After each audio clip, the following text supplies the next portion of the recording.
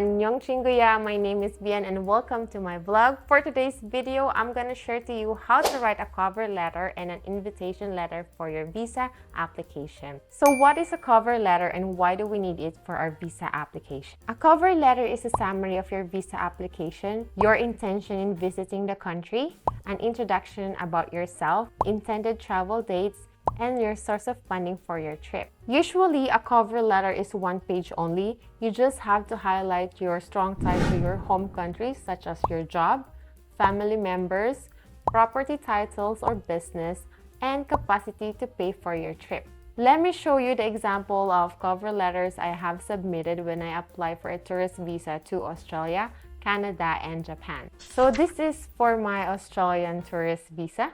It's just a short letter and composed of 4 to 5 paragraphs. And this is for my Canadian tourist visa. It's a little bit longer from the Australian tourist visa because I learned what to include and what to highlight on a cover letter. And finally, for the Japan tourist visa, this is a cover letter when I requested for a multiple entry tourist visa. It might look difficult to write a cover letter, especially if you don't know what details to include, how to organize them in a one-page letter. But don't worry, we will study each part of a cover letter and what details to include so you won't have a hard time doing yours. So let me share to you my cover letter for my Canadian visa application. Here are the parts of my cover letter.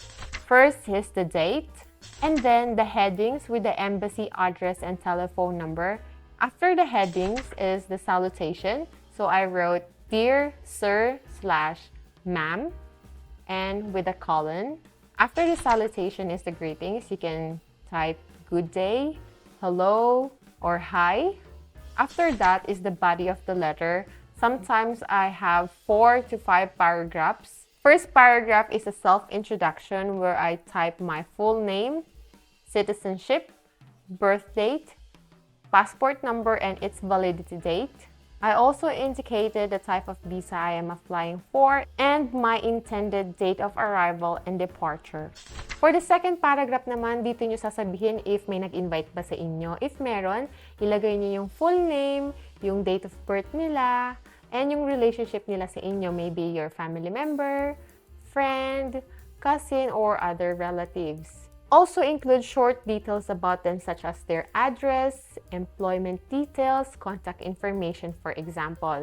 And dito sa second paragraph, i-mention nyo na yung mga plano nyo and yung mga places na pupuntahan nyo to your country of destination. For example, gusto nyo puntahan yun to know more about their culture and their history, or maybe kasama yun sa bucket list nyo.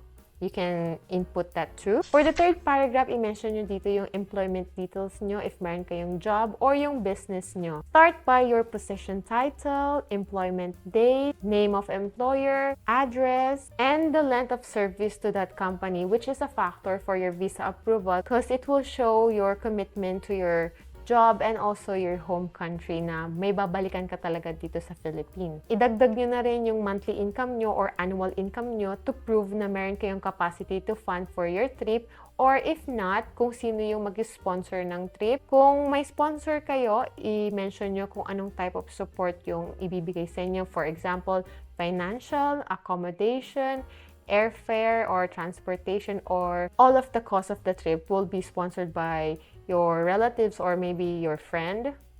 Sabihin nyo na dito sa third paragraph. Sa fourth paragraph naman, dito i-assure nyo yung visa officer na babalik kayo sa Philippines or sa home country nyo. I-specify nyo na rin sa fourth paragraph kung ano yung mga documents na in-upload nyo or in-attach nyo on your visa application para pwede nilang i-check yon.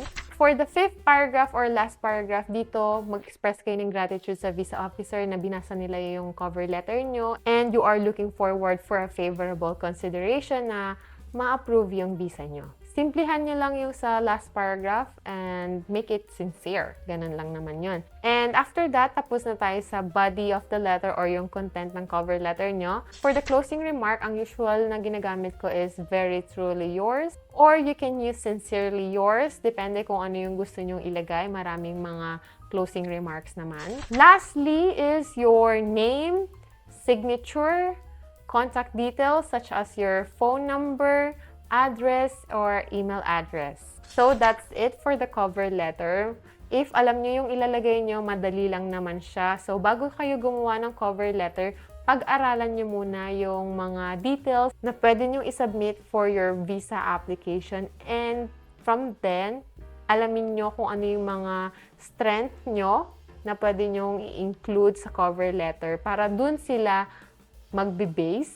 Isa sa malaking factor na tinitignan dito is yung strong ties nyo sa home country nyo or sa Philippines na babalik kayo dito, hindi kayo mag-overstay at hindi kayo maghahanap ng work doon sa pupuntahan yung country. So, yun yung mga details na kailangan nyo i-highlight sa cover letter nyo. If meron akong mga hindi nabanggit na details na pwede nyo i-add for your visa application, pwede nyo ilagay yun.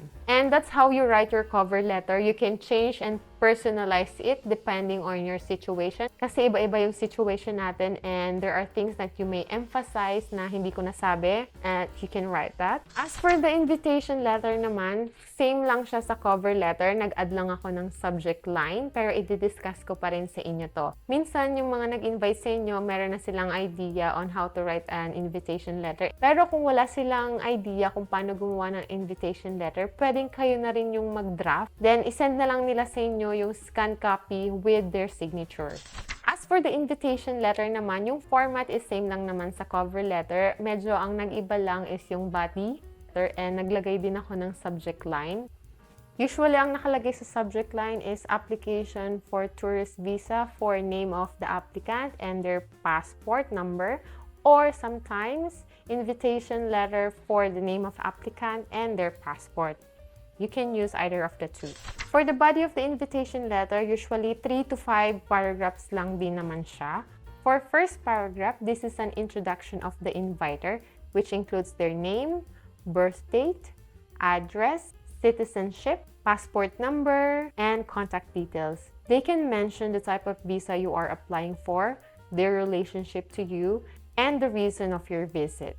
For the second paragraph, it's the introduction of the visa applicant. They can include your name, birth date, contact details, address, and your employment details such as the company name, address, length of service, monthly or annual income, and your budget for the upcoming trip.